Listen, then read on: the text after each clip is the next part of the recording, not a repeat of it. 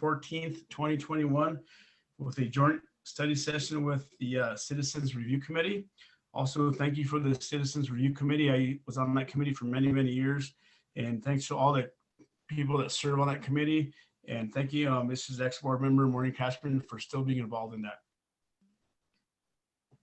So item number 1, can we have a call to order, please?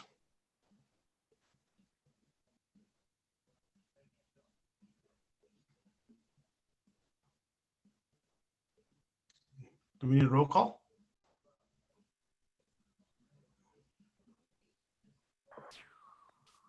Hello, Mr. Garcia. Hello, Dr. Garcia.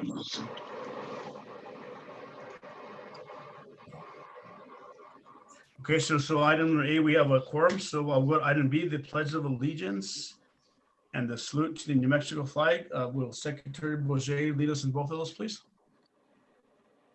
Yes, of course. I pledge allegiance to the flag of the United States of America and to the republic for which it stands, one nation, under God, indivisible, with liberty and justice for all. Is anyone interested in doing Juro Spanish? fidelidad a la bandera de los Estados Unidos de América y a la república que representa una nación bajo Dios, indivisible, con libertad y justicia para todos. I salute the flag of the state of New Mexico, the Zia symbol of perfect friendship among united cultures. Saludo la bandera del Estado de Nuevo México, el símbolo de amistad perfecta entre culturas unidas. Thank you. Very well. If we can have item number C as the acknowledged tribal lands. Can Dr. Gonzalez lead us in that, please? We acknowledge the original people of the land, the Tusuki people, Pueblo people, and other tribal nations, and ask them to walk with us today as we share and learn together. Very good. Item number, let's see here. Item number D is approval of the agenda. Is there any changes, Superintendent? At this point, we have no announcements, Mr. President or Vice President, other than to state that we did release a press release today about vaccinations, and we will be starting a vaccination program next week. And we urge all of our employees to please register with the Department of Health. We just put out a memo to all staff and a press release, and we will continue to update our community at a minimum weekly on any reentry information. Thank you, sir. Awesome. Thank you, Mrs. Superintendent. Can I get a motion for approval on item D, approval of the agenda? I move approval of the agenda. This is Sarah. I will second that. Okay, do we need a roll call vote, Superintendent? Yes, and just I think all while we're online, you do have to have roll call.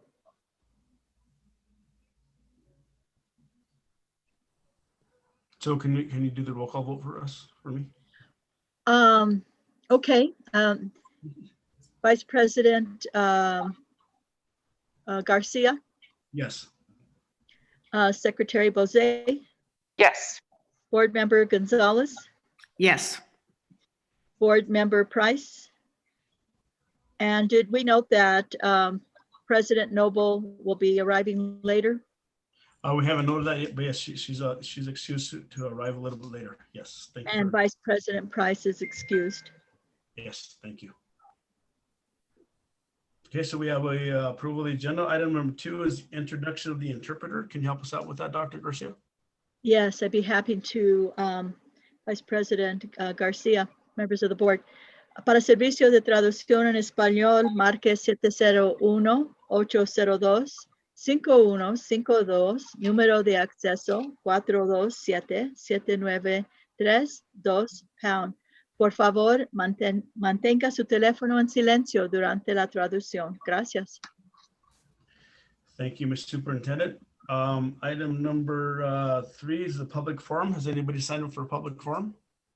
Mr. Vice President, members of the board, no one has signed up for public forum tonight.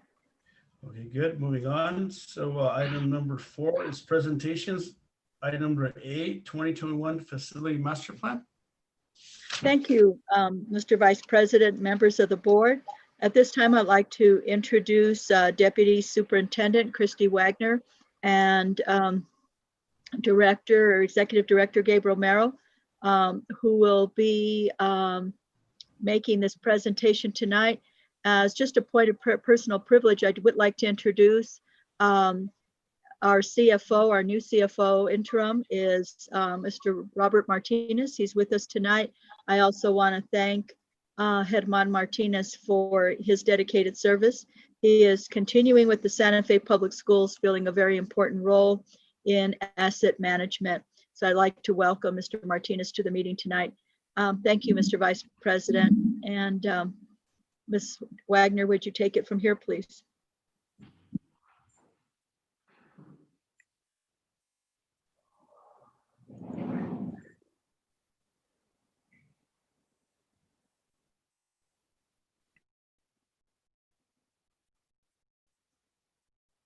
She having trouble? I know she was having trouble connecting a while ago. Mr. Romero, do you want to start until she can get on? Certainly. Wanted to make sure and thank everybody that's worked on this project. I'm very, very excited to be at this point. It's been quite a process. It's been almost a year-long endeavor with a bunch of great partners that we've had. Our Citizens Review Committee has done a fantastic job with us through many, many meetings throughout the year to talk about our priorities and to study very closely everything that's been being presented tonight. As you'll see, there's a lot of backup material after the presentation. The presentation actually ends on slide number 30. And after that is a great deal of backup material that Citizens Review Committee, myself and ARC, our partner in this, our firm that has helped us process to construct this facility master plan. And with that, I just want to assure the board that what you're seeing this evening is a summary of the work that's been done throughout this process. It's been, like I said, a large endeavor with multiple partners that also included facility construction project managers and maintenance staff, along with other support staff within our department. So,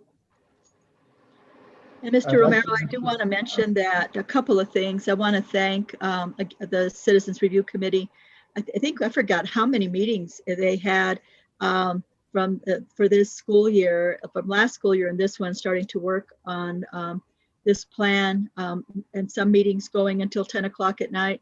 I want to thank Clifford Reese, who stepped up to serve as president while or chair of the CRC, while Ms. Wheeler had to take a leave. She will be joining us back in February, but thank you for leading us through this process, Mr. Reese. And again, to all the Citizens Review Committee and the board representatives who are Ms. Bose and Ms. Price, thank you. We couldn't do it without you. And I do want to say, and the staff, Gabe and Christy and the team, all of you have done a fabulous job. I want to thank Art. I do want to say one thing, though, that you're going to see this beautiful little package and you're going to see these wonderful recommendations and great input from the Citizens Review Committee. But it was a lot of work, and there wasn't always consensus. And there was a lot of, working through and weighing the pros and cons. And I want to thank the Citizens Review Committee for putting myself and the staff through our paces, right? They asked a lot of tough questions, sent us back to the drawing board a few times, but I want the board to know that this committee did great work for the board in terms of doing their diligence, and my hat goes off to them. Thank you, Mr. Romero.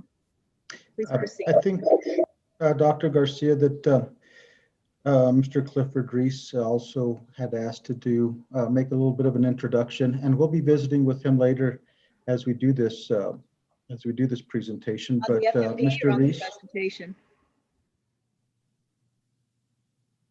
Mr. Reese, did you want to speak now or before your presentation? I'd be glad to speak after the staff presentation on behalf of the CRC briefly. but Yeah, I can this is- speak now. this is- Whatever's, Because we I'd have like to, two cars. We have the FMP and then we have the CRC rec. So would you rather do it before the CRC rec?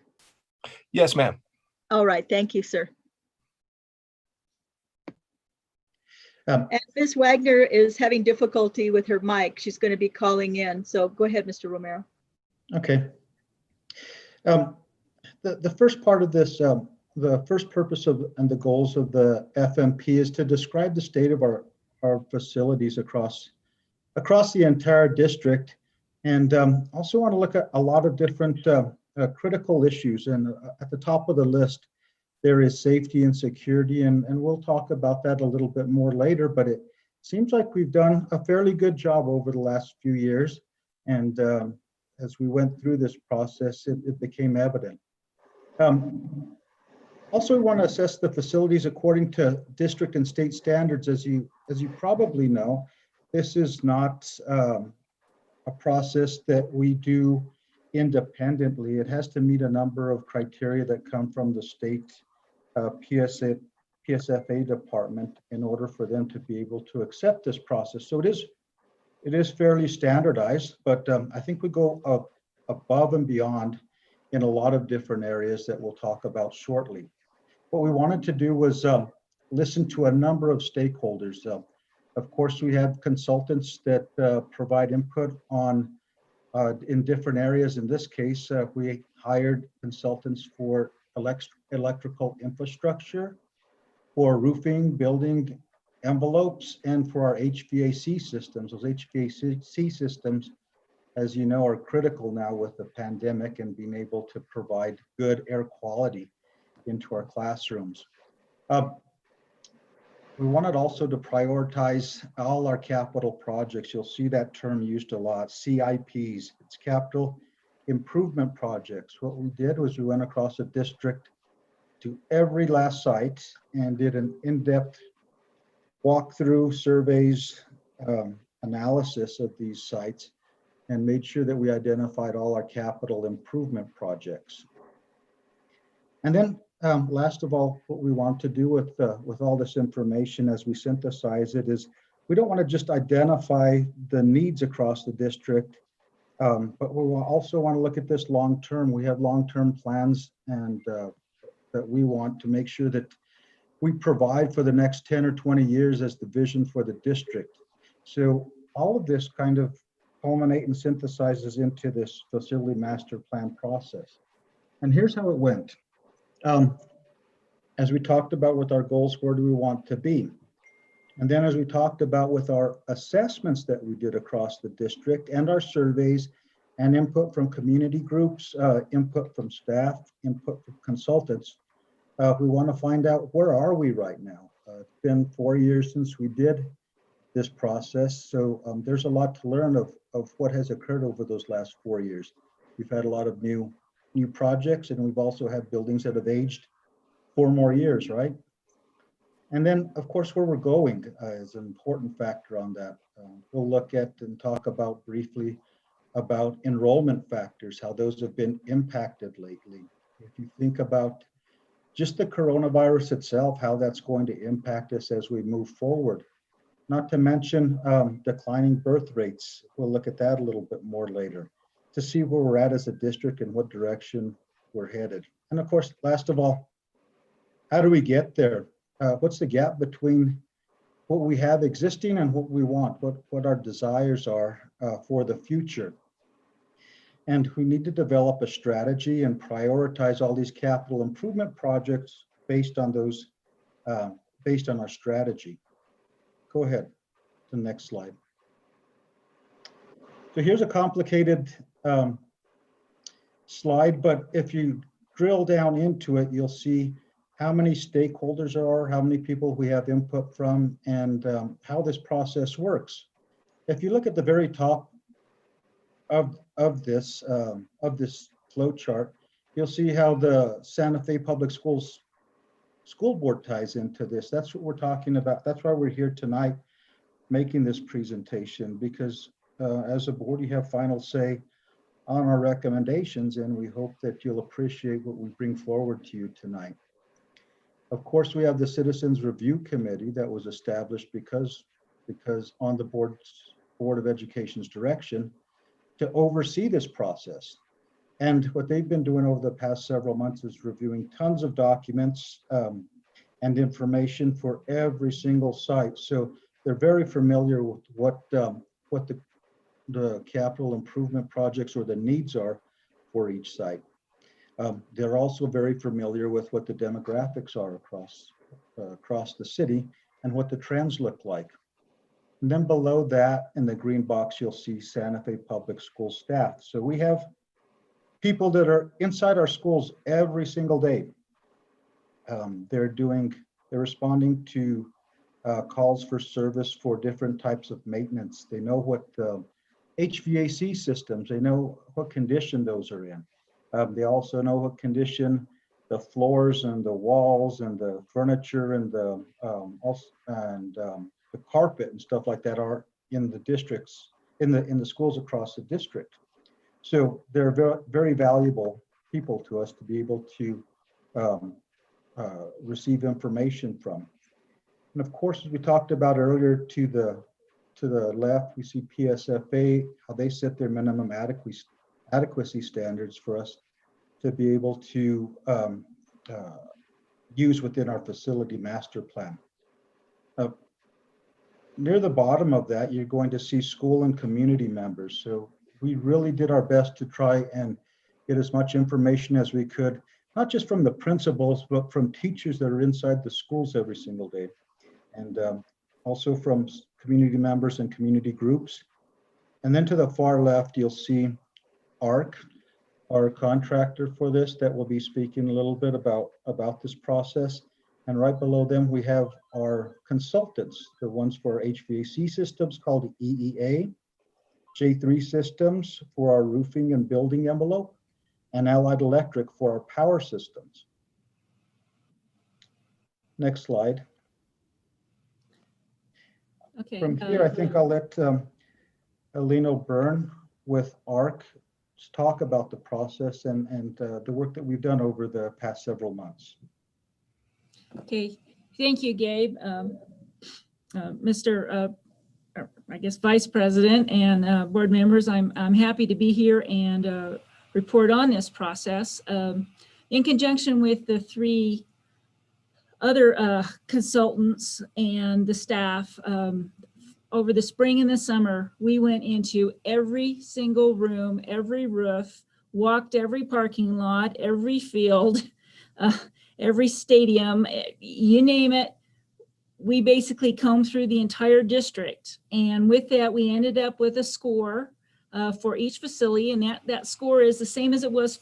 I don't want to say the score is the same as it was 4 years ago, but the scoring criteria was the same as 4 years ago, so that we are comparing apples to apples. And with that score, we wrote a facility summary that, depending on the school, ranges from anywhere from 5 to 12 pages. Then we also compiled what we call capital improvement projects. And this is what needs to be, for lack of a better term, fixed. And this is approximate cost of what it's going to take to fix it if we had a contractor come in and fix it. In conjunction with that, we also did demographic studies, population studies. We looked at enrollment. We looked at the capacity of the schools and how well the schools were being utilized, and rolled that all into those capital improvement projects to see what would be best for the district. Here's an example of some of those capital improvement reports. There's a summary. And then, of course, we also have photos. So if we talk about sidewalks with freeze-thaw damage or that are settling, we have a picture of it. So wherever it was appropriate to have a picture, there's also pictures associated with those costs. So when we were said and done, we went through over 2.7 million square feet of buildings, looked at 550 acres of land. Your oldest building is 94 years old and your youngest is just 1 year old.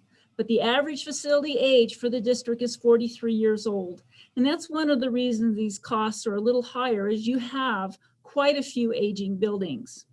The average facility score, however, was 82.2, which, if you think of it as getting a good grade in school, you're looking at a B. So you have people that are doing their best to take care of buildings and overall are doing a good job.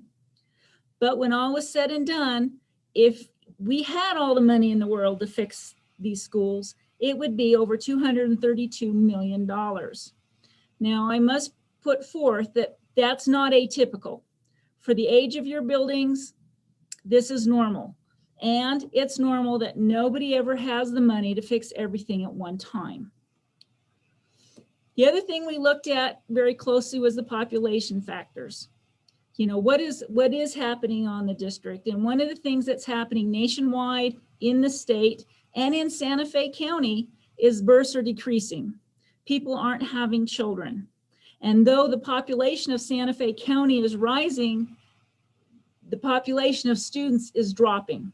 You're having fewer and fewer students, and that does affect the schools and how many students you're putting into schools.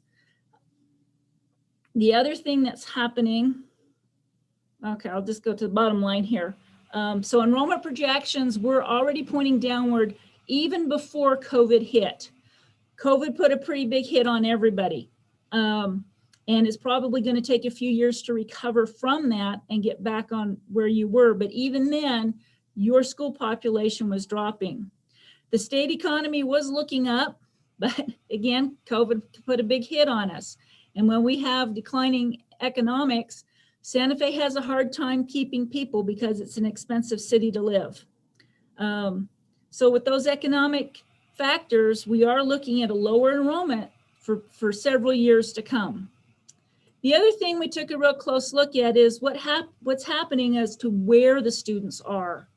And one of the things we have found is there is a very large shift of students from the north to there are now more students in the south part of this district. So we put together some graphics for the CRC to review to understand what's happening. And this is just an example of one of those graphics we did. The largest size circle represents the school and how many students can actually go into the school. Then when you get to the little brown circle, that's how many students are in the school. And then we broke that circle up into how many students live in that particular assignment area that go to that school, and how many are transferring from somewhere else to go to that school. And again, that has a big impact on those school districts. So those schools in the north have a lot of transfer students and not a lot of students living in those assignment areas. They're coming from other places. We also did a utilization analysis as to how well the schools are being used. And overall, you use your schools very well. We don't have a lot of empty classrooms, though we're going to get into this a little bit. The classrooms aren't always loaded optimally. And again, that's because you have a dropping population. So we have schools with empty classrooms or schools that only have 15 students in a classroom instead of, say, 22.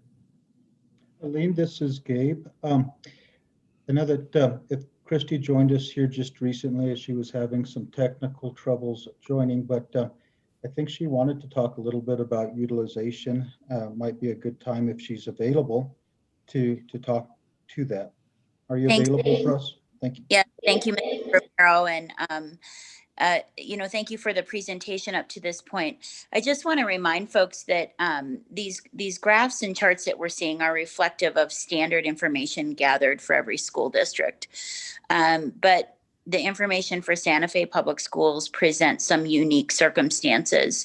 And the charts that are on the screen right now and have been in the last couple of slides are showing us some trend information that's unique to our area.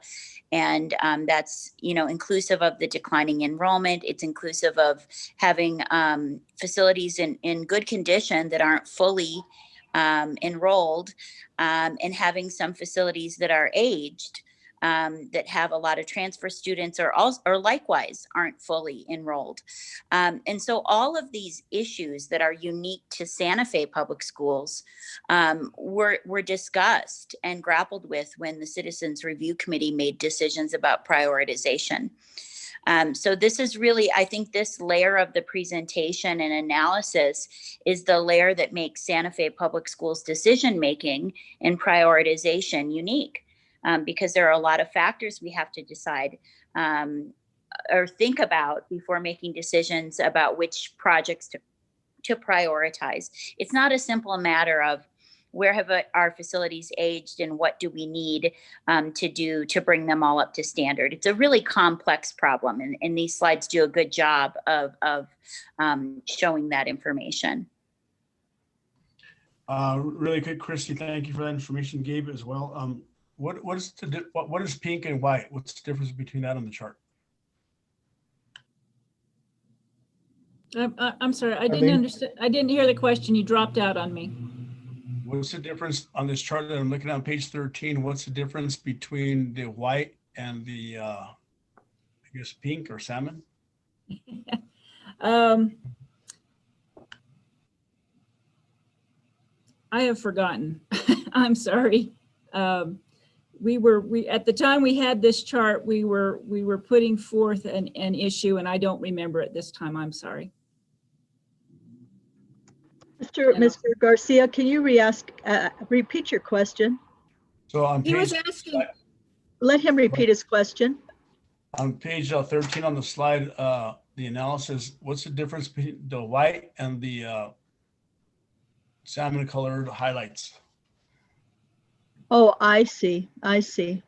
It was my understanding from a previous meeting, Adeline, if it does rattle your memory a little bit, that we were identifying schools that were less utilized than better Right. utilized as far as the utilization rates. I don't know. Lisa just said white. The white are elementary. Oh, okay.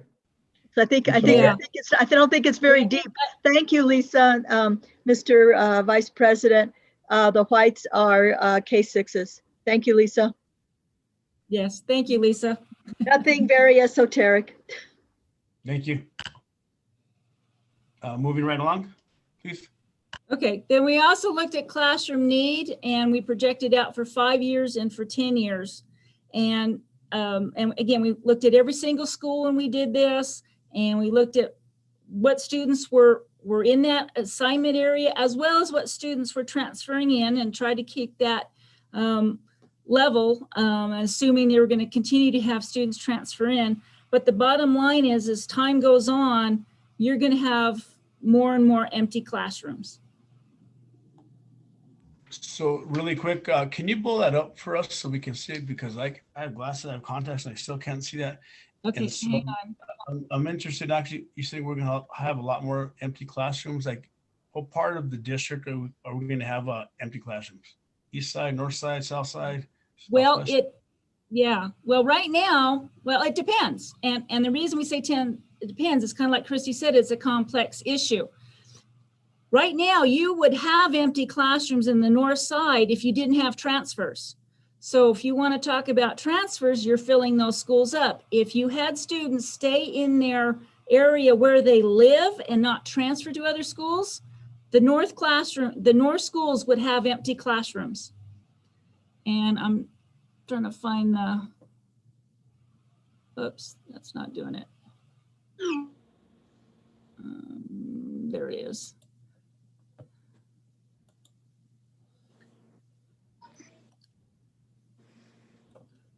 So, Ms. O'Byrne, it's pretty easy to see in the map with the bubbles too. So, yeah. you know, these are just different ways of showing the same information. And that's some of the schools off the top of my head are Milagro, Salazar, Aspen. You know, it's sort of peppered around town, I would say, Vice President Garcia. It's not exclusive to one area.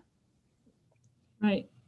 So this is the one that graphically showed that versus just the straight numbers. So you can see the schools here in the north, they're full, but this blue are all transfers. These are all students that do not live in the assignment area. And so if you were to take those out, you would have empty schools. And these are the schools that Atalaya, Asiquia Madre, Wood Gormley, and unfortunately, we get things on top of each other here. That's fine. And I Carlos understand. Gilbert are the schools that are struggling with that. And then transfer aside, the schools with more red or that outer circle color are the ones that are under enrolled and can continue to trend towards that. So it doesn't mean there aren't students, that there's not robust program. It means they were built bigger than the number of students currently attending, assigned, transferring in. So we can't fill them. If you look at the pattern, the red, the pinkish red, I guess it is, across the map is getting pretty big. So that's really the takeaway here, is that there are more seats than there are students, and that trend continues. Thank you. So, and attached in here, we had that transfer matrix. So if you guys want to take the time to look at this, this is where those students are coming from. Which schools are they transferring out of and into? And some of them, so like Asiquia Madre, 94% of the students that live there attend that, but to actually fill that school, it takes 51% of students from somewhere else to actually fill that school. And so that's just an example of what's happening. Okay. I'm going to make this just a little smaller, Gabe, so you can talk about this just a little bit. So anyway, so we scored all the schools. That went into it a little bit, but the facility scores really looked at the condition of the schools then, how they're holding up. We looked at three things. We looked at the site, we looked at the building itself, and then we looked at how well the building is supporting the programs, because we want our buildings to support the educational programs, not the educational programs support the buildings. We're trying to support the educational programs. And so with that, it comes to a combined score. Gabe, you want to address this a little bit? Certainly. Thank you, Aline. A couple takeaways from this that I thought were pretty surprising, or I won't say surprising, but I think they're indicative of good planning and good long-term strategies for the district. If you'll notice on this, you have 4 different categories: excellent, satisfactory, good, and satisfactory, and then borderline. You can see 80% of our facilities fall into satisfactory or satisfactory, good, or excellent. And only a few are in the borderline below. I think what you could do is use a A to D or F scoring factor on this. That would probably bring it, I guess, a little bit more into focus. When you look at schools that are in the 90%, they're doing excellent. There would be like an A, and then those that are in the 80% would be Bs, and then so on and so forth with 70, 60, and even we have one in the 50%, and that's early college opportunities. And you'll see these borderline schools that we have, we've had to make some strategic decisions in regards to them. We will talk about a large commitment to early college opportunities. Other schools will have some very complex issues. The site that they're on may be extremely small and not suitable for a rebuild. However, the school is desirable for a number of reasons. I mean, that may be like a category that Asiquia Madre falls into. They're older schools, they're on a tiny site.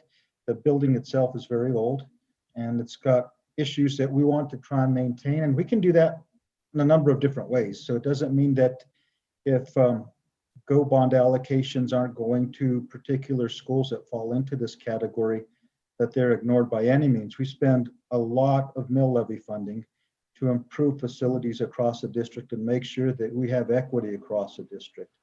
So we have those funding sources that we can use for that too, but we want to be strategic with our GO bond dollars. Thank you, Aline. Okay.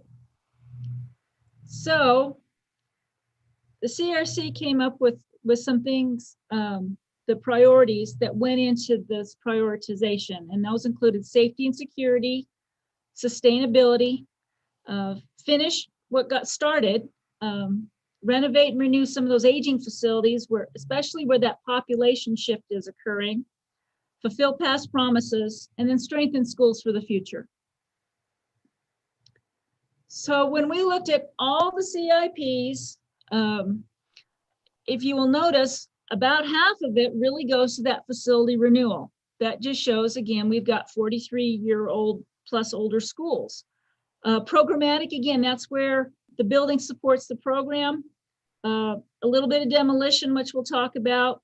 Sustainability. Now, sustainability, that number is going to be smaller than what's going to show in the past because, again, we were looking at the physical facilities. And sustainability also includes training and putting things like solar panels support, and they weren't there, so we can't assess them. So that's where you're going to see a little different number in the sustainability. We also looked at phase projects, what's been planned, especially at like the high school, like Santa Fe High School. They got phase 1, phase 2 is next in line. And so those go into things that have already been planned from the past, as well as a little bit of health and safety. If you'll notice, health and safety is not very big. And that's because you guys have really focused on that in past years, and it's working. We don't have a lot of health and safety issues. A little bit of code compliance, a little bit of ADA compliance. And again, some of the things like ADA compliance occurs because the rules changed. So we evaluate it to what it should be, not necessarily what it was when it was built. And so that's the cost it would to bring it up to current requirements for ADA. Elaine, this is Gabe. Yeah. I did want to clarify for the board that what we're looking at is that over $200 million in need currently. We're not looking at a proposal or recommendation. These are the identified needs across the district. And Elaine's done a great job of looking at those needs in different ways. Thank you. Right. So if we take that same amount and we code all those projects, and this is a different way to code it, but it's the same projects, just split up differently from building additions to make the building work better. You know, some of those things where the building doesn't support the program would be like an administration area that's undersized. So would be remodeling it and expanding it to make it fit. Or a school that, anyway, so that's an example of that. Renovation means we're probably going to take a sledgehammer somewhere and knock something out. Whereas refurbishment means carpet, ceiling tiles, paint, I don't want to say cosmetic, but more surface things to fix it. Site improvements become a big one. You've got a lot of fields, a lot of parking lots, and they cost money to fix and maintain. Cyclical renewal includes things like HVAC and roofs. Whether we like it or not, about every 20 years, you got to replace them. Replacement facilities are where they're just some aging facilities that need to come down and be replaced. So this isn't just tearing them down and them going away, but doing actual replacements. And then there's some studies and some other smaller things that fit into that. So like Gabe was saying, this is if we had all the money in the world to fix everything. And this slide, we kind of, we set it up based upon what space would need the least amount of money to the most amount of money. But what this doesn't show is sometimes you've got bigger things like Santa Fe High is a big campus. It's going to take more to take care of it and maintain it versus the technology warehouse is a warehouse. It's a little easier to maintain and it's a smaller building. So this is pure dollars as to what each facility would take to make it quote unquote perfect. Well, that doesn't happen. We don't have $232 million. So I think this is where I'm going to turn it over to you, Clifford, and you can talk about how you made these decisions and came up with approximately $100,000 recommendation to do as much as possible. So really quick, I appreciate the presentation. Thank you for that, Mr. Superintendent and board members. I just have a couple of, in regards to the facility master plan, first of all, thank you to the Citizens Review Committee. I see ex-board member Cashman's there. I see Lisa there, Cliff, Philip, Brad. You guys are still involved in that. I appreciate that. That's awesome. That's great. And I would just like, I understand the whole Santa Fe High School stuff as in that's a 90-acre campus that we have there. We have to figure out what we have to deal with that. I see the $120 million requests. I get it. And once again, thank you to all of the board members that have been on the Citizens Review Committee for a long time, because that's a lot of volunteer work. And I appreciate that. And thank you for what you do and getting this school stuff community moving forward. And as board member Cashman knows, ex-board member Cashman, so do you feel like we're on target as into what we decided 3 or 4 years ago, as well as Reese and Rad, as Lisa, Philip Goodwin, and so for that, left anybody else out, but before Cliff gets into his recommendation, do any of the city CRC members have any questions? Or are we okay with where we're moving it? Acting Board President Garcia, this is Cliff. If I could just make a brief statement and explain sort of how we're going to present, and then your questions, we'll welcome your questions if that's okay with you. I see your thumbs up. Thank you. And of course, just a quick correction. Aileen said we have a $100,000 recommendation. It's of course a $100 million recommendation. I know that was a slip of the tongue. There's a lot of information that she presented. There's a lot of zeros. I'm sorry, I didn't hear you, Aileen, but thank you for your. There are a lot of zeros. I'm sorry. Yes, we're asking for a lot of zeros. And of course, Acting Board President, you recognized that the $100 million recommendation for 2021 GO bond cycle is the same amount that when you chaired the CRC 4 years ago, we recommended for the 2017 GO bond cycle. And we can talk about how we reached the $100 million recommendation again. Let me just make a brief remark on how we talked about presenting to you so that the board members would have maximum value. So Acting Board President Garcia, board members, Superintendent Garcia, thank you for this opportunity to participate in this virtual joint study session today. I mentioned last night at the CRC meeting, this is actually the first joint study session that I've participated in my 6 years on the CRC. We actually met 14 times between May 13th of last year and last night to review the facility master plan and make our recommendations to you today for the 2021 general obligation bond election that'll be held in June of this year.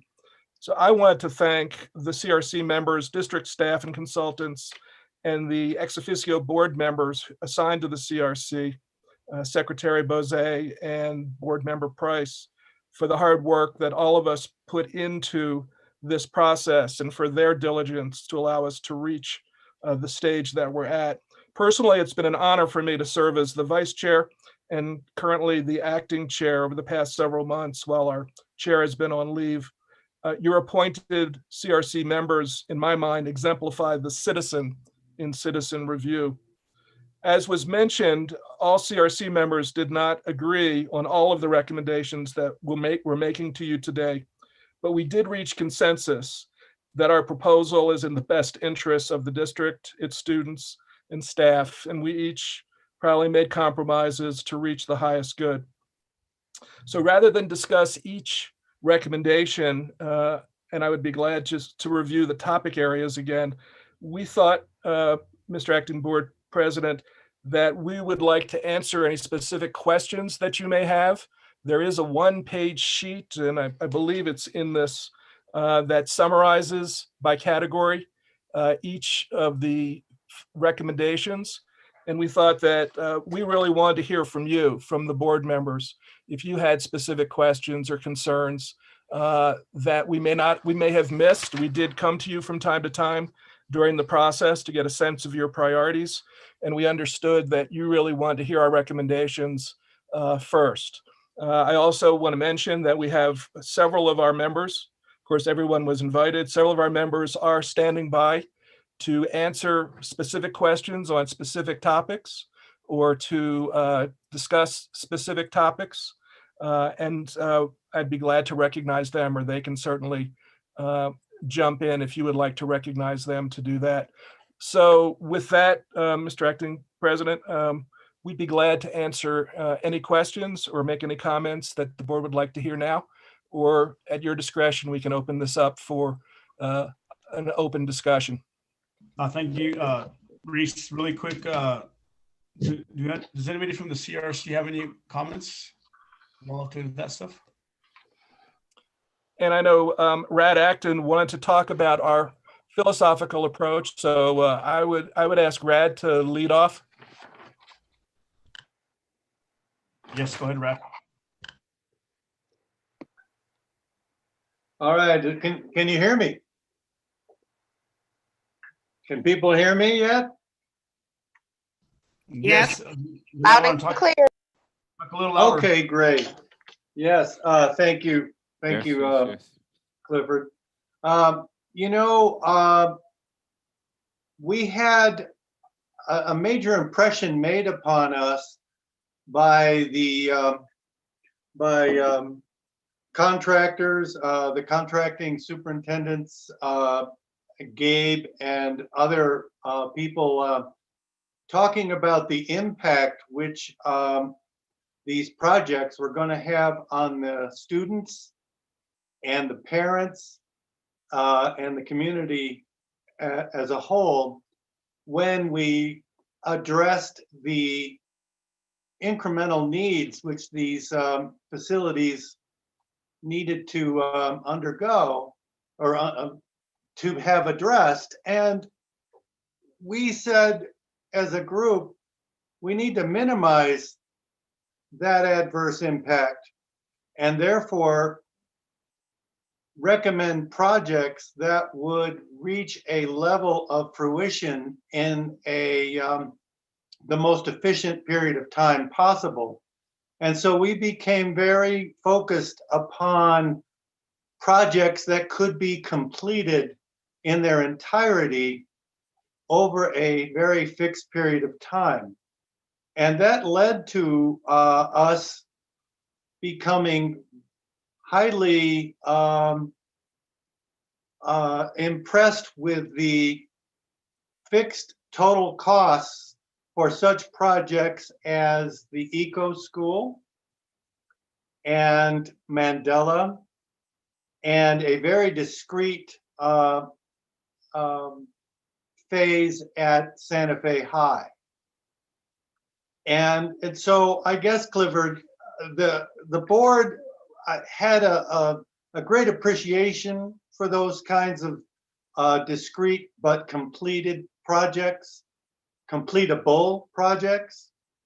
And there was a level of unanimity, particularly around the Eco School and Capitol High, that we believe this recommendation manifests very clearly.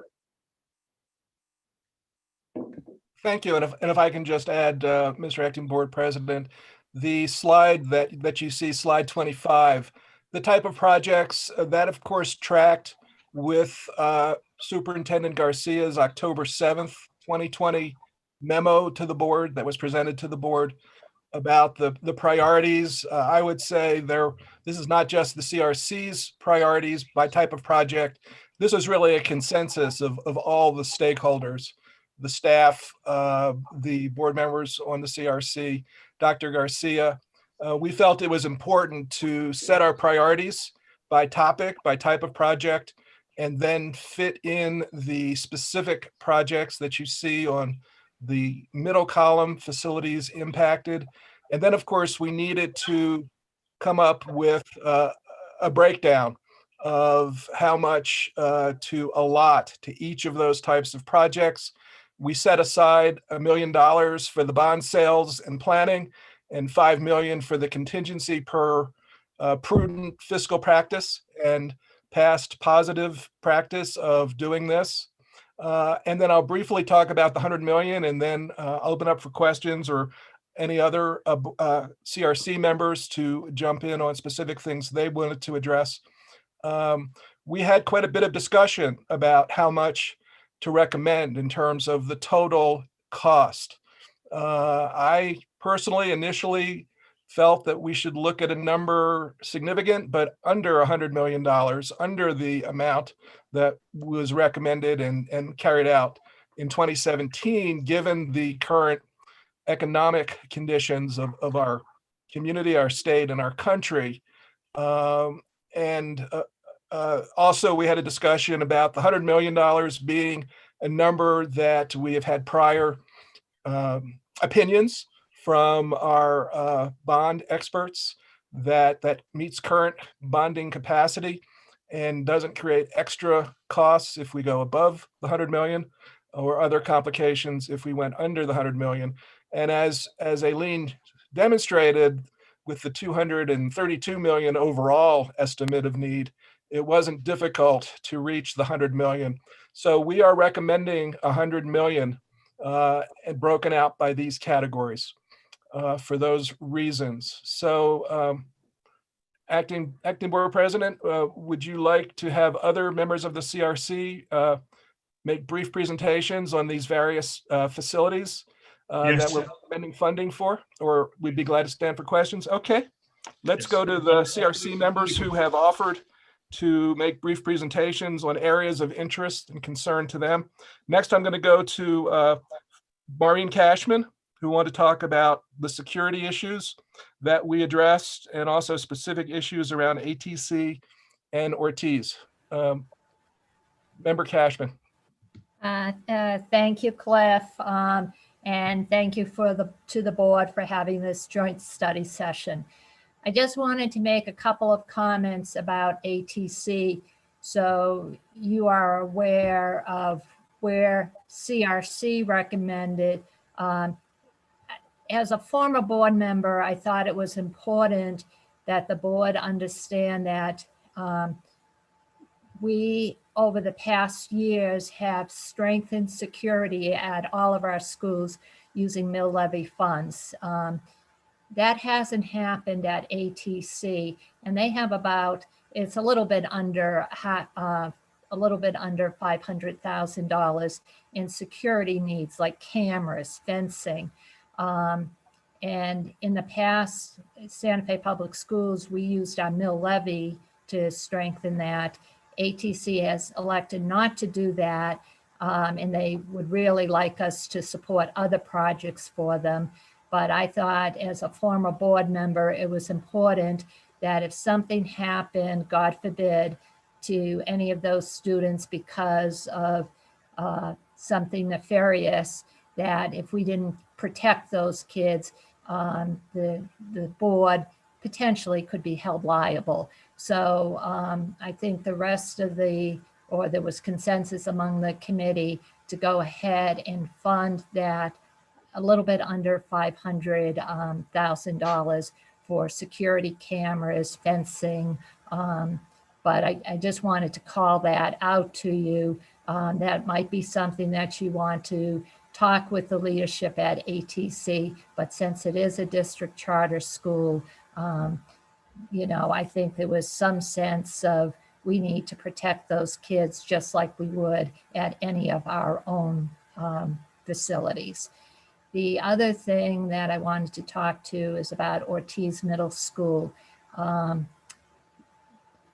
We made a commitment, not just on the board that I sat on, but on previous boards, that after we had finished bringing our elementary schools up to a good standard for educational programs, we would focus on our secondary schools. And we started mainly with our two general high schools, Capital and Santa Fe High. And we built a new middle school. And we had told Ortiz in that community for many, many years, we'll get to you, we'll get to you. So this shows our commitment to Ortiz. We're finally getting to you and doing the fixes that needed to be done, and we just hadn't had the money. So that's why it's a large amount of money for Ortiz Middle School to make sure that school is delivering a quality middle school program and to bring it on par with Milagro. So those are two things that just as board members, you should be aware of. Thank you. Thank you very much. Continuing, I next would like to ask Lisa Randall to address sustainability. As Aileen noted, the amount that we're recommending is, just my glasses, 4.7 million district-wide. Lisa, would you please address that? And of course, let me mention that we are all very proud of the efforts that Lisa and her colleagues have undertaken around sustainability. To me, this is one of the shining examples of innovative and forward thinking that the district participates in. I know I'm very proud of it whenever I pass by one of our facilities. I think about the sustainability thought that went into them. And so, Lisa, would you please address the recommendation for sustainability in this GeoBond cycle? I'd be happy to. Thank you, members of the board and Chair Reese and CRC members and superintendent. I appreciate the opportunity to speak to the sustainability recommendations. I also want to say I appreciate all the efforts that we've had over the last 10 years from the Board of Education and CRC members, and of course our electorate, to create and continue this program. It's very much driven by capital dollars. There's no doubt about that. But I think we have definitely seen the fruits of those dollars in terms of operational savings and our commitment to sustainability. And I think our electorate and our community appreciates that as well. So the budgets that were developed, as Aileen mentioned, were driven by our past initiatives and successes over the last several GoBonds, starting with 2009, 2013 and 17, and here we are today. So we are asking for an overall 4.7 million. And as you'll see on slide 27, we've broken that out into solar PV so that we can continue that program. We're asking specifically for 2 million for solar PV. And that particular number is driven by the district's strategic plan that was adopted in 2018. There was a goal stated and adopted by the board then that we would increase our solar PV generation or power by 20% by 2023. And so that number of 2 million should get us to that goal. The water conservation, we earmarked $500,000 for that, which is what we asked for in 2017. That is to install cisterns, of course, like at Atalaya and Milagro, so we're not using potable water to water the landscape. We're catching stormwater. It's also for water conservation and smart meters and low flow fixtures and things like that that are now standard in our schools and in our facilities. We asked for 1.2 million in lighting and electrical upgrades, LED conversions, charging station infrastructure for electrified vehicles, school buses, things like that. Lighting sensors, astronomical clocks, so that we're not leaving the lights on when they don't need to be, but that they are on when they do need to be for the safety of our staff and our community. And then $1 million for the general sustainability program. And so that really allows us to do things like Energy Star certification, so that we're really looking at indoor air quality and things like that that affect student performance and staff and student health. So that we're looking at our energy dashboard so that we can integrate some of that information into our curriculum. It's things like our biodiversity project, which is underway, where we're really trying to make our outdoor campuses outdoor classrooms so that students can do everything from artistic drawing to scientific observation to classroom gathering to eating outside, and bring, take down those walls between the indoor and the outdoor in terms of student learning and teaching. And everything from bike racks to recycling supplies. So it really runs the gamut. But the GO bond has allowed the sustainability program to really succeed. Without it, we'd be very dependent on behavior, which is also important in modifying and changing behavior. But the capital improvements have really driven the savings that we see and that I think right now become particularly important. Solar in general, we save almost $500,000 a year just from our solar arrays, and 200,000 of that go to pay for the clean energy revenue bond, which is fabulous, and we realize the other savings in the operational budget. So I think we've been really successful, and I appreciate the CRC's support and approval. I think the sustainability portion was adopted very early on in our kind of core needs and core recommendations. So, it feels good as a sustainability program coordinator to see that kind of support and appreciation. I would stand for any questions if you have them. Thank you. Thank you, Lisa. Very well done. Does anybody else have anything from the CRC to bring forward? Yes, there are two, Mr. Acting Board President. There's two more members of the CRC that I want to call on, and then I wanted Gabe to address Capitol High, which fits in, of course, with the prior commitments.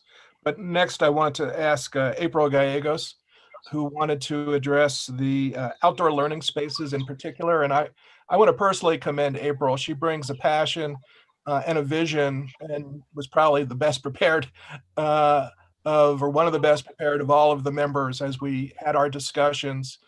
She has an original point of view, and she speaks very passionately for what she believes in. And so we had quite a bit of discussion about playgrounds and outdoor learning spaces, particularly in light of our experiences with the COVID-19 response. And so I wanted to ask April to speak on outdoor learning spaces. Yes, that's fine. Thank you. And just really quick, the CRC has a very diverse board.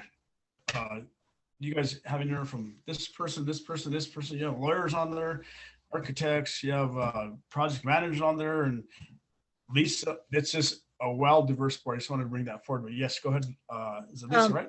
Not Lisa.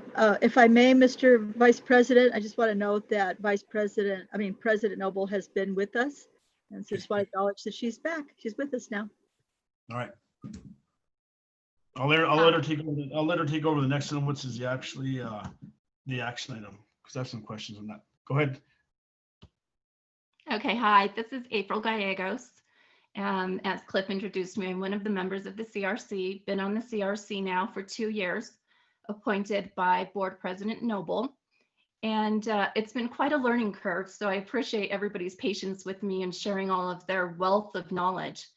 It's been very good. And as Vice President Garcia said, there is a great variety of different voices and visions and even priorities on the CRC. So we enjoyed quite a bit of healthy debate, which I appreciate greatly, because I think that we've come to the best possible solution for the district as a whole, based on what the needs are and how much money we think that the citizens of Santa Fe will reinvest in our schools and our students and our public education system. So I'm going to speak specifically about playgrounds, which falls within the Strengthening for the Future category, because I happen to be kind of one of the loudest voices on that.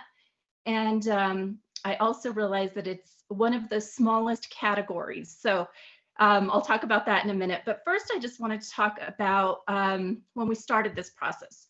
Being that I was new to this process, meaning the facility master plan, and then coming up with our recommendations over the last, 8 months or so, I had a lot of questions about process. So we started this discussion, we started thinking about it about this time last year, started talking about our plans and the upcoming facility master plan and such. And then you as a board also passed the Enhancing Equity and Excellence resolution, which I was in particular very excited about. I have a 12-year-old daughter who was in the district from 1st grade through 6th grade, and she still is. She's at one of the charter schools. And it was really exciting to me as a parent, and also other parents that shared their opinion with me about really reimagining the district. I think most school districts across the United States, so it's not a reflection on just ours, really follow an outdated model about going to school, that your address dictates where you go to school. You know, now in the 21st century, families are very mobile and we're all over the place. We don't have a huge city that we live in.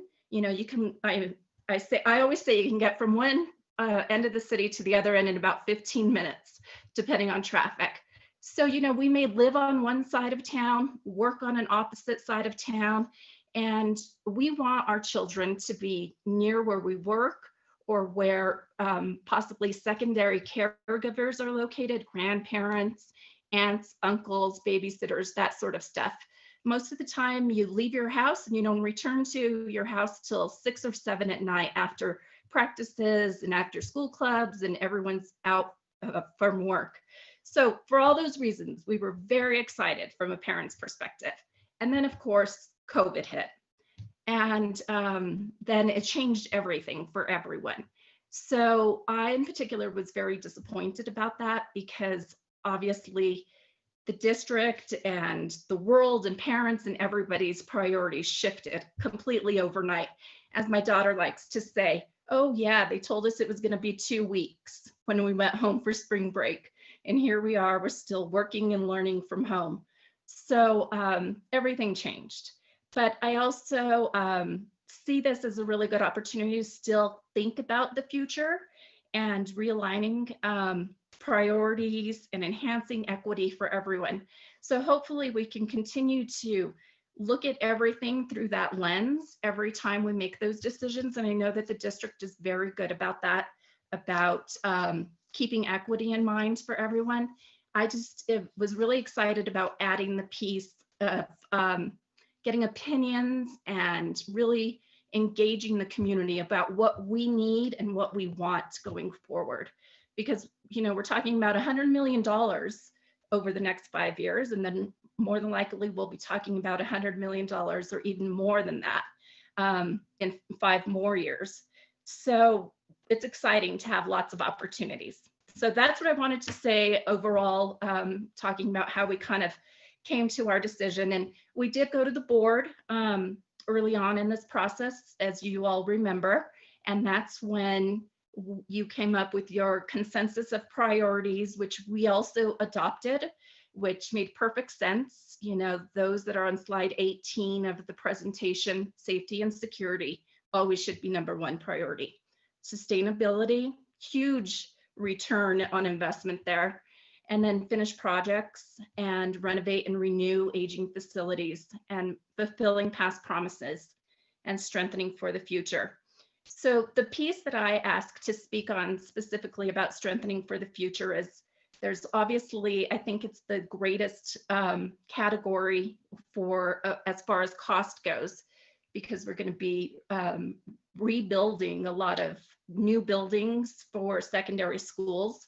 But the smallest piece of that is the playgrounds and athletic fields. And that's just, we've designated, or we're recommending $2.5 million for that in the overall GO bond. And we didn't necessarily specify any of that for a specific site. We recognize that there have been some great investments made in the past with both GO bond money and mill levy money around the district. So all of our K through 8s, with the exception of one, have track and fields, which is very good because middle school students in 7th and 8th grade participate in track and field, and they have sports teams, also the football teams that are out there. So those are quite visible when you're driving around Santa Fe, and you can see those. So that's nice that that commitment has been made in the past. And then the only athletic field that we did earmark athletic improvement for was Sweeney, because they have an existing field, but it needs quite a bit of repair. So you'll see on the priority list, which was an attachment to the presentation, that Sweeney does have about $260,000 earmarked for their track and field improvements. And then the remaining $2 million plus would be used to look at, actually have a study, a really in-depth survey of all of the condition of all of the outdoor spaces, playgrounds and kindergarten playgrounds, which are usually separate in our in our elementary schools. So that would kick off a really in-depth look at those, and then decide where we should spend some of that money as well. And then also in these discussions, staff also recommended that we could use mill levy funds, or you all could use mill levy funds going forward to make some of those improvements as well. Because obviously our need is much higher than what we have available to us. So that's everything I wanted to say in that regard. And I will stand for any questions. Thank you very much. April, go ahead. Is there any questions from the board for April? If not, is there anybody else from the CRC that would like to speak up? Just one more, Mr. Acting Board President. John Morrison wanted to speak. John, of course, is one of our outstanding classroom teachers and coaches who brings the view from inside the classroom to ground us in reality about the impact of the recommendations that we make. And John wanted to speak about two of the big ticket items that I'm sure will stand out on our list of recommendations, Mandela and ECO. John? Thanks, Cliff. Board members, Dr. Garcia, thank you. Good afternoon. As you know, Mandela and ECO are the culmination of years of planning and community input. They are key components of the high school reform initiative. The CRC believes that we need to fully fund the next step, not simply to put them in the best position to succeed, but to position the whole community in the best position to adapt to a dynamic educational landscape. Mandela and ECO provide the community with choices. They're smaller, more agile, better able to adapt to a changing learning environment. And I know that something that I pushed for was the choices within the public school system provide us with reliable feedback from our most trusted stakeholders. Mandela and ECO are lottery schools. They're open to all students of the community. They're not exclusive, which is particularly challenging for Mandela, which is an IB school. Still, the enrollment numbers there and waiting lists indicate that they are enjoying a fair amount of success. There was considerable discussion around Mandela in particular, and how do we best leverage existing resources to make this work. And one of the considerations that was taken accounted for was that the continuing at the current Mandela site, one of the consideration was the absence of an existing comparable alternative. That said, the current location sits in one of the city's oldest neighborhoods, and schools contribute to the viability of the neighborhood, and a vibrant neighborhood contributes in turn to the health of the school. The Mandela staff and the community has provided valuable input and envisions this proposal as the best path forward. So as they are the big ticket items in this package, and it is important to note that a fair amount of discussion and consideration was accounted for over these 13 meetings that we had over the spring, summer, and fall. And I stand for any questions or any other input. Thanks. Thank you for what you do. Thank you all for sitting on the Citizens Review Committee at this time. Just one more presentation briefly, Mr. Acting Board President. And he's not a member of the CRC, but obviously has been an invaluable player. Gabe Romero of staff wanted to talk about Santa Fe High and our prior commitment to it, and the reason for funding phase 2. And then Mr. Acting President, we'd be glad to turn it over to you. Thank you. Go ahead, Mr. Romero. Thank you, Vice President Garcia, board members. Thank you, Clifford. I think it's important to remember where we started at with Santa Fe High School. Those that have been here for some time might remember the library that was there that was being used as an admin building and a student services building. The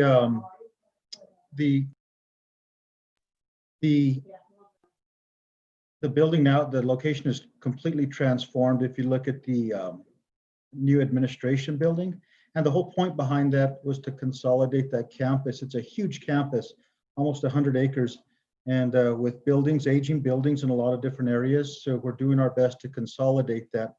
And phase 2 would be the new cafeteria / commons that would enclose that plaza, administrative building, and now the commons that would make that a very well secure site. So we're excited about that and bringing that as a recommendation to the board to consider. It would be a little hard, we felt, to have Santa Fe High School wait for another bond cycle to go into phase 2. I think we'll be very happy if, with phase 2 as it consolidates that campus. Thank you, Clifford. Thank you. I'll turn it back over to you, to the board. Thank you, guys. Thank you, ladies and gentlemen, for what you guys have done. I'd like to turn it over to Board President, Mrs. Noble. She's back. And Ms. Noble, we're actually on item 4B, which is the Citizens Review Committee actually just gave us an update as into why they made these recommendations, and that's kind of where we're at. So I think at this time, we should probably ask questions of any board members. But welcome, Mrs. Noble. Thank you, Vice President Garcia, and it's nice to see everybody. It's good to be here. I apologize for being late, and I have been staring at the presentation for a while today. So I am glad for all of your work and really just want to thank you. It's clearly been a huge effort. So with that, questions from the board? I have some questions. I have my hand up too. Oh, sorry. Okay. Go ahead. Yeah, maybe we could take the presentation away for a moment so that I can better see who's got their hands up. Thank you very much. And if we need to go back to it, we can certainly do that for reference. Why don't you go ahead, Dr. Gonzalez? Thank you, Madam President, members of the board, Dr. Garcia. I'm just really impressed with the amount of work that's gone into this, and I trust everybody that's on the CRC to have come up with a great recommendation for us, and I really appreciate it. What was interesting to me is most of my schools, I'm on the north side, have a lot of transfers in. And one of the reasons I wanted to be on the board was to look at equity issues. And then we had the pandemic, so everything kind of stopped in that arena. But I'm still interested in that. So thank you all very much for the incredible work that you've done on this. It is amazing. Thank you. Okay, Vice President Garcia. So I'm kind of have a lot of questions, and I don't know if we're going to answer these or not. So my first question is $100 million, if it gets passed by the voters, does that affect their taxes? Yes or no? It's one of my questions. No, I can answer that. Okay, good. It's the same as the existing taxes. Awesome. And then also in the prior commitments we have, there's $55 million there. Is that divided by all the 4 schools, or does one school get more money, the other school gets more money, or is $55 million divided by all 4 schools? So I can also answer that, having been staring at the presentation all day, but maybe we should go to the chart that shows the December 2nd numbers from that meeting. I'm not sure, Dr. Garcia, who's in charge of that, but. And then also, that's fine. While we get there, who created all these estimates? So, hold on a second, Gabe, don't use this one. Is this the one with all the backup? Don't we have that simplified one that we talked about last night? That has all the items with their numbers, not this one with all the detail, because it's too hard to read.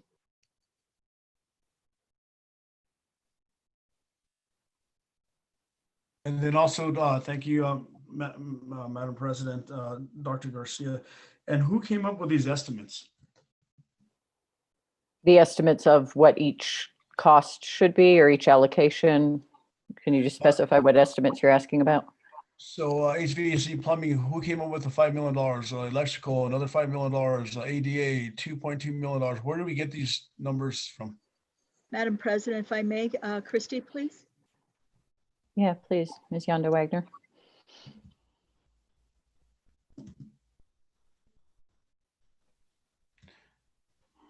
We can't Okay. hear you. There you are. Hold on. Is that your dog? Okay, doesn't work. You've got an echo, or perhaps Mr. Romero. I know that we used outside consultants. We worked with various contractors through ARC that looked at all of these projects to come up with those numbers. Mr. Romero? This is Gabe Romero. So as the superintendent indicated, we had outside consultants that were helping us to come up with the cost for all these projects that sustain under facility renewal. We also worked with ARC, who is our contractor for the facility master plan.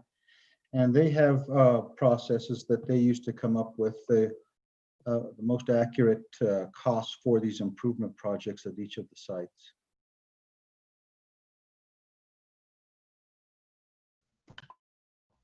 Okay, very well. Before I forget, ARC, be sure and tell John Petronas I said hello, as well as Andy. I've worked with those guys in the past for many, many years. So if their estimates are off, I'm going to question John and Andy. So just to let them know that. So I forget the lady that I was actually talking. Be sure and tell John Petronas that, as well as Andy. So thank you for that, Gabe. And then the prior commitments, the 55 million, is that divided by all four of those schools? Sorry. Is this a sheet that I'm looking at, that how it's going to get divided?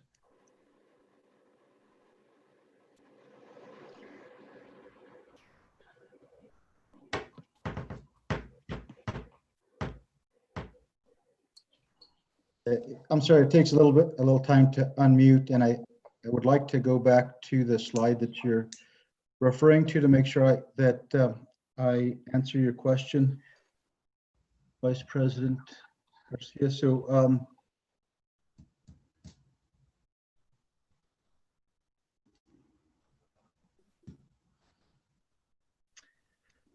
one moment, I'm sorry. I know that we didn't divide and divide it between the four. It was based on what was required to meet those prior commitments. So it wasn't like an equal division. Okay, that's good. I appreciate that. Thank you for that. Super. Thank you, Gabe. And also I have, let's see, institutional knowledge on the Citizens Review Committee. Wow, very well deserved and very well. It's great to have institutional knowledge on that committee.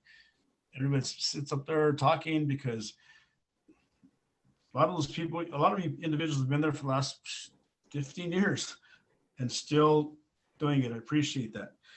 Also, in regards to, so this is the action. It's an action item that's into the CRC recommendations. So we adopt this tonight. Does that mean they're actually, all these recommendations are adopted, or does it have to go to the full board? So it is absolutely. No, I'm echoing a bunch. There we go. Is that better? It is up to the board to adopt the CRC recommendations or make adjustments and adopt an agenda for the general obligation bond. We certainly can do that tonight, or we can elect to do it at another time. Okay, good. Thank you, Madam President.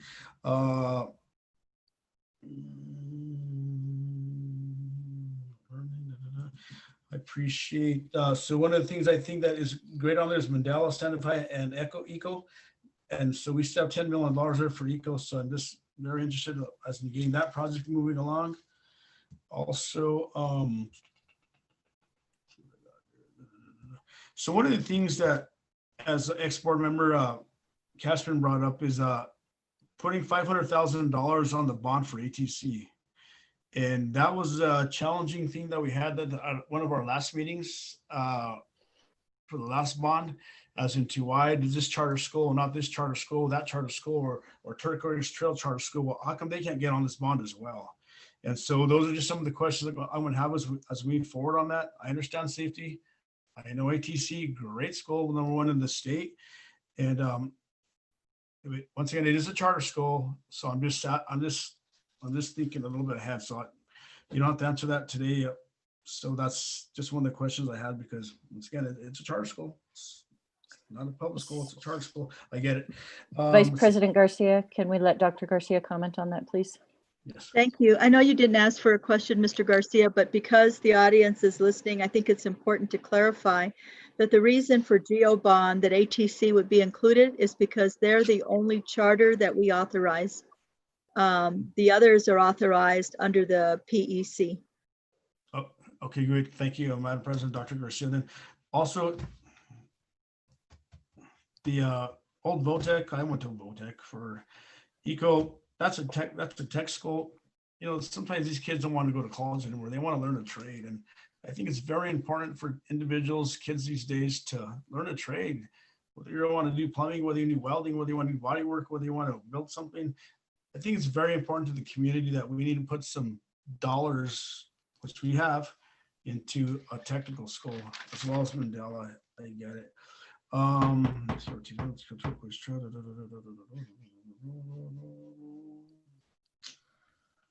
And I think those are the only questions I have.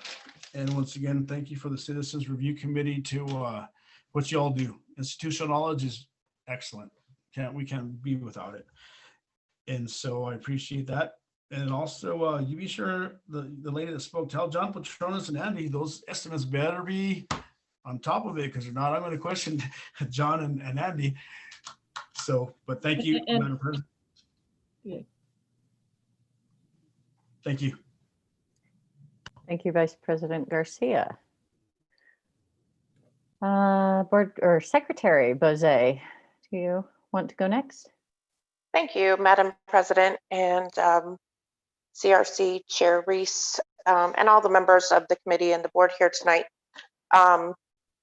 I just have to say, after a year of sitting on this committee, that the institutional knowledge, as Vice President Garcia mentioned, is incredible. Like, everybody should do this for a year. You will learn so much information, especially maybe that we launched right into the bond cycle process in the FMP as soon as I started, but I have learned so much information, and it's really helped inform and change my opinion about things, and just incredibly important work that the committee has done, and very, very thoughtful, great discussion, and so very valuable. So thank you to all of the committee members for their service and hard work, as well as the staff and the contractors at ARC.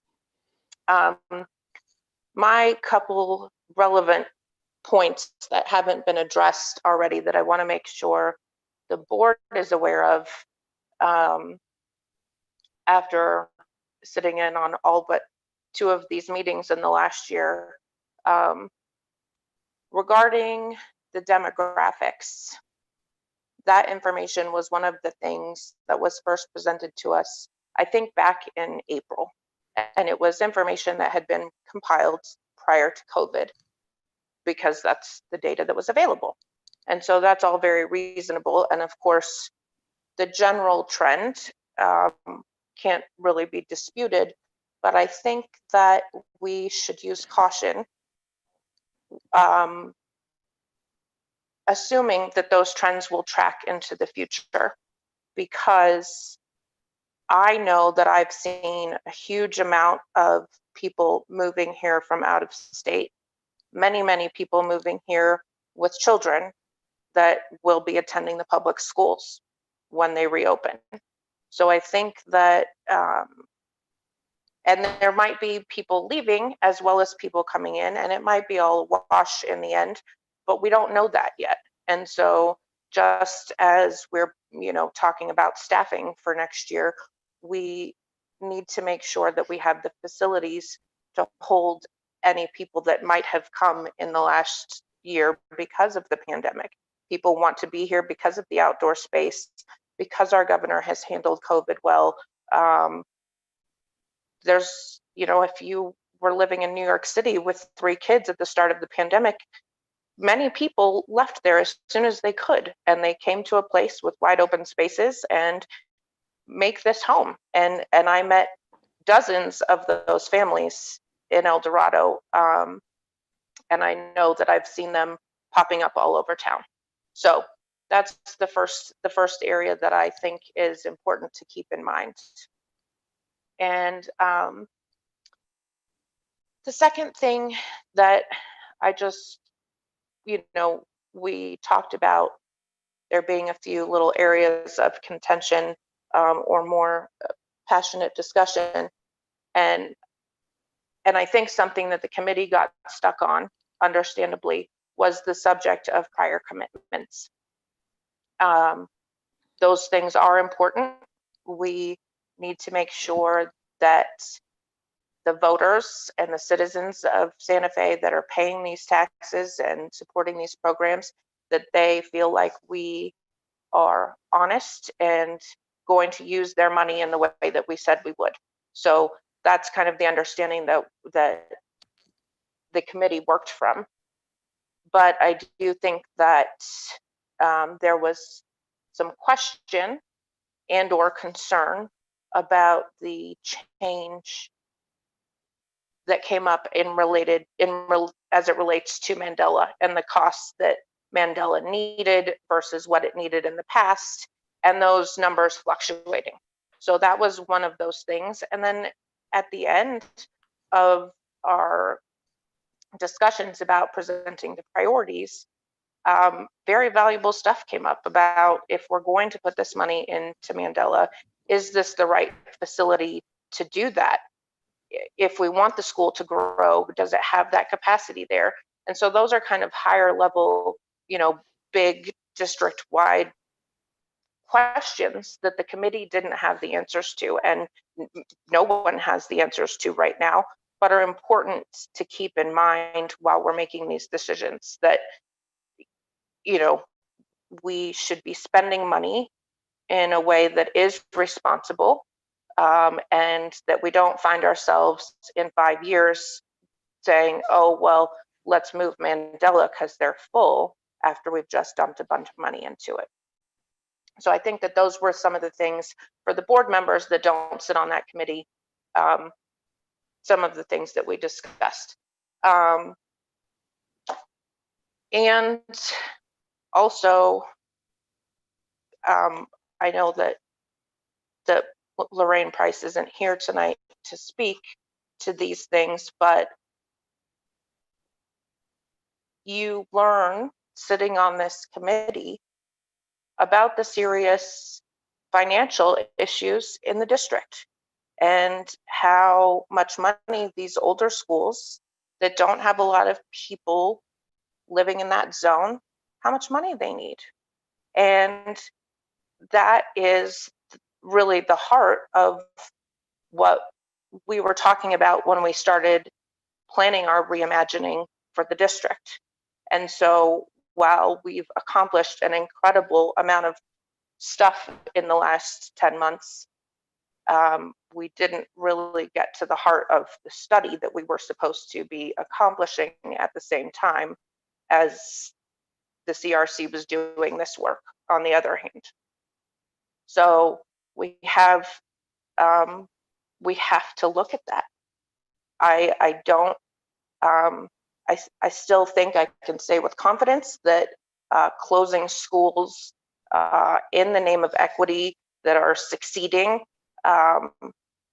feels punitive, and I don't think that that's the right way to go about things. But I also fully understand, after having seen all this work happen, that the existing status quo is not sustainable. And so we really, as a board, need to tackle those problems in a serious and real way. though we need to come up with our creative solutions, whether that's rezoning or making transportation available so that students can transfer from anywhere in the city to any of those schools. We can't change the fact that housing in the north side of town is unattainable for most families. That's a whole separate problem.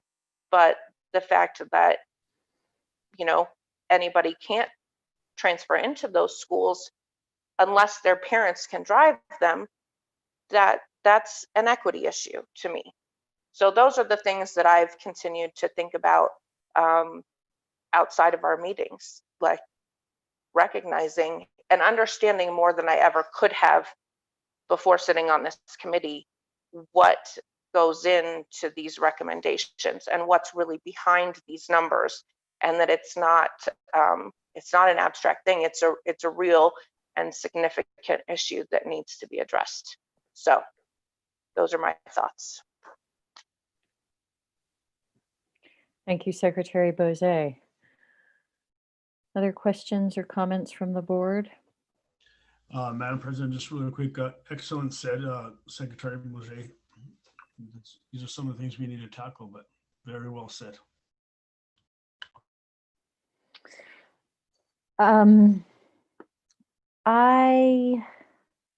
Yes, I totally agree, and I appreciate Secretary Bozé's comments. And partly for the record, Dr. Garcia, I hope you would just say a little bit about what happens, assuming that the board adopts these recommendations, the voters approve this general obligation bond, if we need to make changes as the execution and rollout of these projects go. Madam President, members of the board, well, I think at any point, if the board didn't have operational dollars, let's say, to be able to sustain the same number of buildings, right? Just because you can't fund the administration or whatnot, then obviously you can make those kinds of changes. I mean, what we have to consider is that we go out to the community with a certain set of recommendations of how we intend to use the money. And I think it's incredibly important that there's fidelity to that. And when I look at the things that we're talking about at this point, closing schools isn't going to save more money necessarily for those pieces right now. Closing schools or consolidating schools or doing whatever has been brought to the board from an operational point of view. It is going to come home at some point. You're going to be up for GO bond again in 4 years, and you're going to have, issues around old aging facilities, right? Like as we've had. And, can you afford to rebuild one and close others? I don't know that was not a priority decision at this particular point in time. In terms of being able to change, I don't see where we would. I can't imagine that we would, but I don't know the legal answer to that. Do you know, Josh? Our Mr. Granada, Dr. Garcia, board members. It's a good question, board member, President Noble, and I would suspect that the ultimate answer is that it's a political question, and that if the board deviates from what the citizens vote for, then the citizens can decide not to support the board in the future. I think obviously there's going to be flexibility that's going to need to occur within a 5-year window. I would just suggest that anytime there are any kind of significant deviations, that it's done in a very transparent manner, which I'm sure that the board would do anyway. But in the meantime, I can review the statutes and see what's required under law. But that's just kind of my initial thoughts.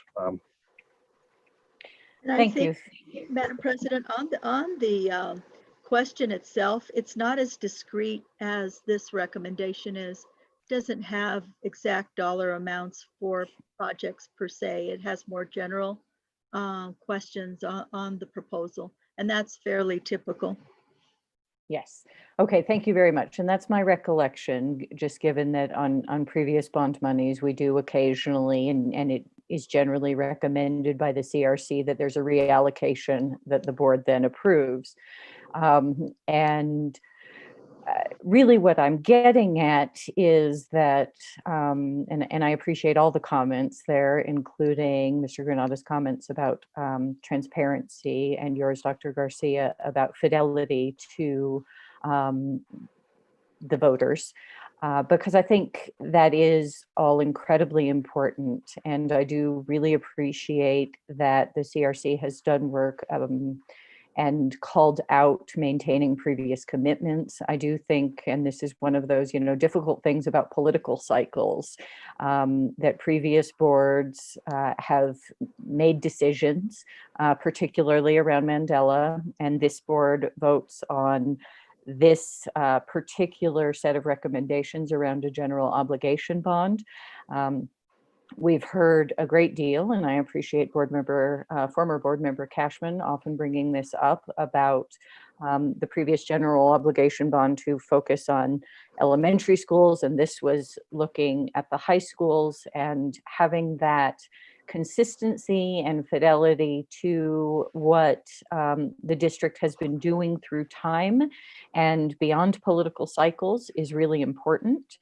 I'm looking for another word other than unprecedented to describe COVID in 2020, but I haven't got one yet. So if anybody has one, I'd love it. But it's really been an unprecedented year. And as Dr. Garcia has probably heard me say ad nauseum, I really do see that the district has been doing reinvention, reimagining in ways that we did not even remotely foresee 1 year ago, and that we need to learn those lessons. We need to listen to our community that has walked through that as well. We need to have an ever more watchful eye on equity, because that's where in pretty much all of the factors we've seen backsliding, and this district has done better than many in keeping up with digital divide issues. But the fact is we're seeing it in women's employment. We're going to see it in women's wages probably for decades. We're seeing a lot of equity issues because of the pandemic and the resulting recession. And I do appreciate Dr. Gonzalez's comments that, and Board Member Bozay and Vice President Garcia's, that we need to work on these things. And really, I think, in my view, this is a very good set of recommendations. I appreciate April's comments that it was, wrestling with and coming to the best set of recommendations for funding, that we do have consistency and institutional knowledge on the committee and through time, and that the district is able to maintain that. And I happen to agree with Secretary Bozay that the demographics may get weird or maybe unpredictable. And some of it, even has to do with climate change. And California is on fire, and we have great quality of life. And frankly, our property prices are high for many that were born and raised here, and for the jobs. But we've learned how to remote work, and property prices here are not high compared to a lot of places in California. So, I think we have to strike a balance, maintain that fidelity and our commitments and transparency. And I also think that we have to look at the status quo, look at reimagining, look at our demographics, and most of all, continue to really look to increase equity and, understand how we can be flexible and responsive. Dr. Garcia and I have also had some offline conversations about recruitment into the public schools. We have so many good things going on.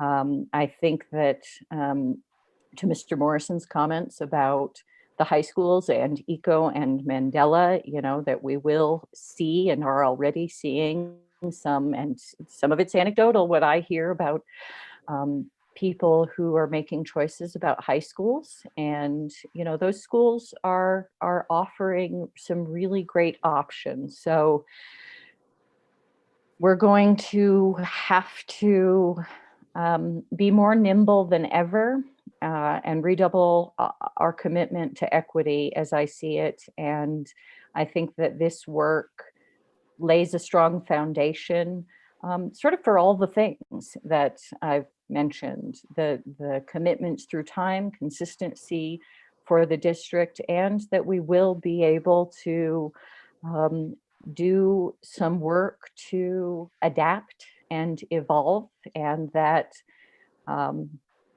I hope what we learned in the pandemic and with all of the after effects of that, and what has been, 2020 plus, at least this month, and the uncertainty, and that is likely to continue, that the pace of change will be faster than we guessed 1 year ago. And I do think that we're in a good position to balance the consistency, fidelity, flexibility, and evolution that we need. So again, I don't know that we can thank particularly the volunteer members of the CRC enough for all of the work that you do, the hours that you put in, the listening to each other, the wrestling with all of the different factors in order to bring this set of recommendations forward. Thank you from the bottom of my heart. Really appreciate it. So, what is the pleasure? Yes, Vice President Garcia. If I may, I know you're never one to be outdone on the thanks thing, are you? Well, I agree with Secretary Mosé. Great comments. The entire board, also great comments. Staff, the CRC. It's a little challenging being a public school board member nationwide, and we're doing good in Santa Fe Public Schools. And it's our fiduciary responsibility to, as a board, to prove to the students, the educators, the community, that we're going to do what we need to do. And so I think we've all done a great job. And I appreciate that from everybody. Also, one of the things that somebody brought up from the CRC, or Gabe Romero brought this up as into, yes, I know some of our health facilities need to have a fire suppression systems, HVAC, so on and so forth. But I always have this in the back of my head as to St. Mike's hasn't been remodeled since 1960. And it's still moving along, but just wanted to put that on the record.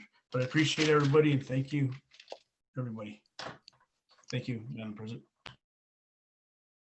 So yes, Dr. Garcia. That wasn't finger exercises. That was. Well, I should, because I'm getting carpal tunnel from all the typing. I wanted to just, Madam President, members of the board, just a little bit of context. And that is that if you choose to approve the CRC's recommendation tonight, then that will get incorporated into the facilities master plan that will be submitted. And since it was presented tonight, it would be presented at the next, possibly either the next board meeting or the board meeting in February, probably as a consent item, although you have the option to pull it off. But I just wanted the board to have that context. Thank you. That's helpful. Yes, Mr. Reese. Thank you for your work. Thank you, Board President. I just wanted to add that whatever the board decides to do tonight, if you do take action, that we also discussed during the course of our 14 meetings that we, the members of the CRC, would very much like to participate in outreach to the community and explaining our process and our rationale, and that hopefully we did a good job of representing the citizens of our district. And we very much would like to continue the partnership, that we realize that our job is not done if the board takes favorable action tonight. Thank you. Thank you. And if we don't, no, I'm just kidding. We appreciate the offer, and I'm sure we'll want to take you up on that, as you are our citizens, our representatives doing this work and this hard work. Other comments from the board? And if not, is there a motion? Madam President, I think we're actually on item 4B, which is recommendations. Now we got to go to item 5, which is the actual item. The Okay. Action item. Thank you, Secretary Garcia. I'm sorry, I think I'm on the wrong agenda here. So item number 5 is action item? Yeah, got it. Item number 5, we'll go ahead and officially move on to Roman numeral 5 on the agenda, the Citizens Review Committee recommendation for 2021 general obligation bond prioritization. Is there Madam discussion? President, Yes, go ahead. I would like to make a motion to approve the recommendations from the Citizens Review Committee. Thank you, Secretary Bozé, and represent one of the board's representatives on that committee. I'll second that. This is Carmen. Thank you, Dr. Gonzalez. Carmen. We have a motion and a second. Is there further discussion or questions from the board or CRC? Okay, we will then do a roll call vote of board members, and we will start with Vice President Garcia. Yes. Thank you for all the work everybody's done. Yes. Secretary Bozé. Yes. Dr. Gonzalez. Yes. And the president also votes yes. Thank you all again for the work. Okay, moving on to item 6, advanced planning on our agenda. Dr. Garcia, any changes or updates there?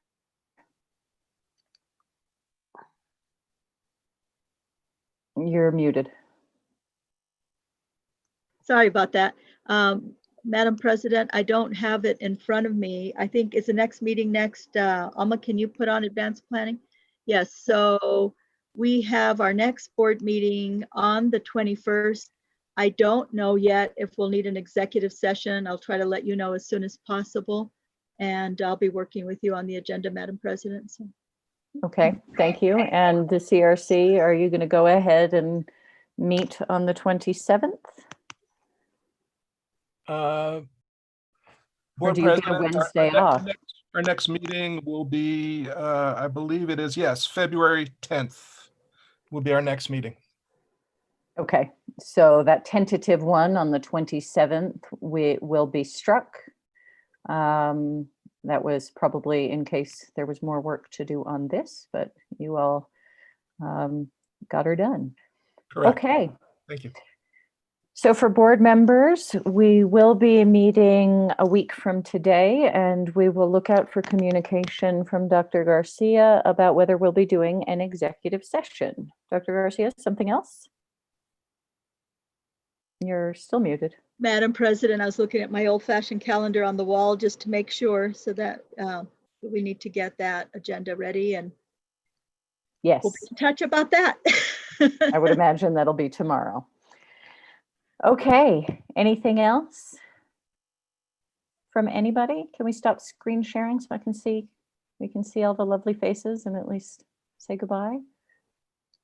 All right, well, that's all for tonight. Thank you again to everybody for your hard work, your commitment to this district. We really appreciate it. And yes, well done. We are Thank you to the adjourned. staff, they did a great job. Thank you. Yes. Everyone. Hi, everybody. Absolutely. Kudos. Bye, Joe.